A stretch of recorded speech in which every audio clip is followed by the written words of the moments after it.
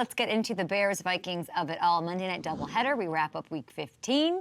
Playoff implications abound. Not the most exciting game. Still some big takeaways that you need to know after what we saw. Let's do it here, shall we? Oh, boy. Welcome to the Up and Adams Show. I want to start with Kevin O'Connell and what he had to say to his team in the locker room. Let's set the tone. All right, we continue to protect our home field. We will continue to fight to play as many games in this building as we possibly can. A lot of championship football out in front of this team, but we got to go earn it. All right, because I love watching you guys win football games. Make sure you guys enjoy this. Enjoy every second of this journey because it's special, and where we're going is special. Love you guys, man.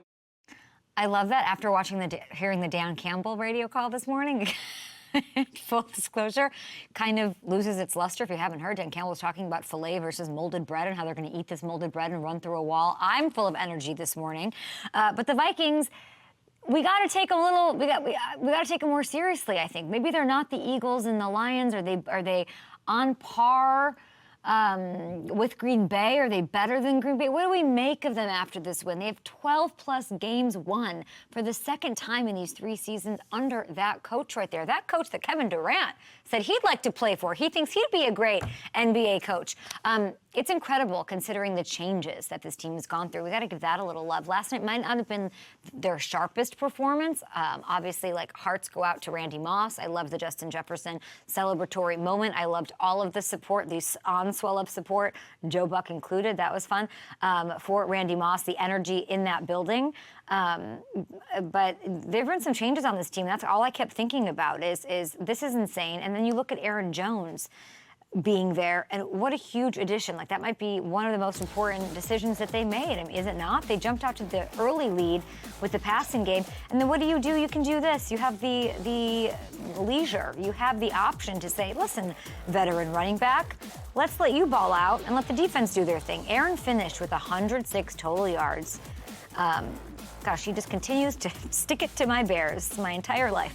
7th game with 100-plus yards this year. He's on track to put up over 1,500 yards. That's the most he's had in a season in 5 years. I bet Devontae Adams, who's on the show, wants to give love to him this morning.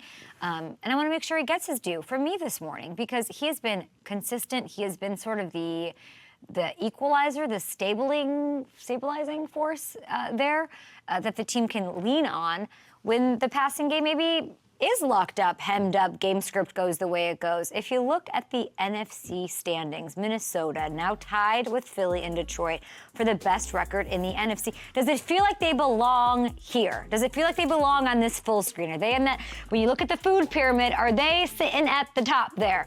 There's still a wild card spot right now because the Lions, of course, hold the tiebreaker in the division, but the gap's closing, okay? When you look at the remaining schedule for these 3, Vikings have the toughest path with Seattle, Green Bay, then Detroit. That is tough, but that's good. It's good. It's good to be tough. That's why the Lions are the heavy favorite probably to win the division at -290. They're looking at that schedule over on FanDuel Sportsbook, those regulator and schedule makers and algorithm overlords. If the Vikings win out, though, they would take the North. So it is in their hands. We did some digging this morning. If Philly and Minnesota both win the final 3 games, there's a 96% chance Minnesota earns the #1 seed. Based on the strength of schedule tiebreaker. Isn't that crazy?